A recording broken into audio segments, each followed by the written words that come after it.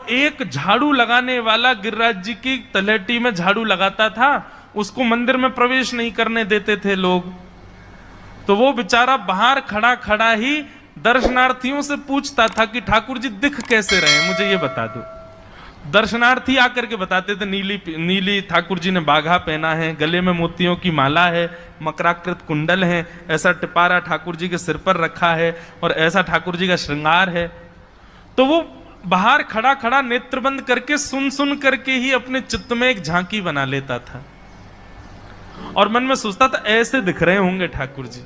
पर रोज प्रार्थना करता था, नाथ मुझे लगता है इस जन्म में तो आप मुझे कभी नहीं दिखोगे, भगवान इस जन्म में तो मैं आपके योग्य नहीं हूं, पर मेरे पर बस इतनी कृपा कर दो कि अगला जन्म मुझे दीजिएगा तो कुछ नहीं तो चेंटी बना देना, तो चेंटी बन करके मैं आपके 56 भोग में ही आ जाऊंगा, भीतर आके आपका दर्शन कर लूंगा, लेकिन मुझ पर अनुग्रह कर देना।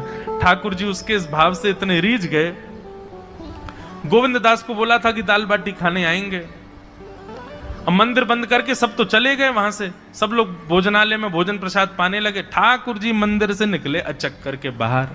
जैसे ही बाहर निकल करके आए तो गिरिराज पर्वत के नीचे ही वही झाड़ू लगाने वाला वो नेत्रों से आंसू बह रहे थे, ठाकुर जी का चिंतन कर रहा था, आज ठाकुर जी ऐसे दिख रहे हैं। उसने जैसे ही नेत्र उठा करके ऊपर देखा तो नीला बाघा पहना है, मोतियों की माला पहनी है, मकराकृत कुंडल पहना है, चांदी का मुकुट चमक रहा है मस्तिष्क पर, ठाकुर जी के केश घुंघराले लहरा रहे हैं और ठाकुर जी अपना एक पाम हाथ में पकड़ करके और एक पैर पर लंगड़ी जैसे खेलते हैं ऐसे ठाकुर जी कूद रहे हैं यहां से वहां।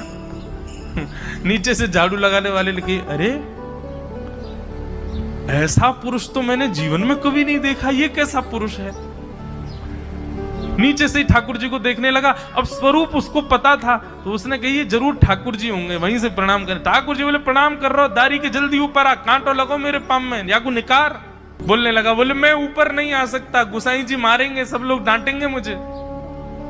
अरे नहीं गुसाई जी ऐसा कछु ना के, ये सब तो बाहर के लोगों ने नियम बना दिए, मैं तो सबसे मिलूं, तू आजा जल्दी ऊपर। जैसे ही ऊपर गया, ज्यों-ज्यों ठाकुर जी के समीप जाए त्यों-त्यों उसके नेत्र सजल होते जाएं। ठाकुर जी के बिल्कुल समीप पहुंच गया। भगवान बोले, देख काई को रहो भैया, जल्दी कर, मेरे पाम में कांटो लगो या को निकार। जिन चरण कमलों के स्पर्श के लिए सदा लक्ष्मी लालायित रहती है, ठाकुर जी ने उसकी गोद में अनायास अपने चरण रख दिए। बोले जल्दी कांटो निकार, कांटो लग गो मेरे पाम में। अब वो ठाकुर जी के सुंदर तलवों को अपने हाथ से ऐसे देख रहा है, ढूंढ रहा है कहां कांटा लगा है, कहीं उसको कांटा मिल गया। अब इतने कोमल चरण ठाकुर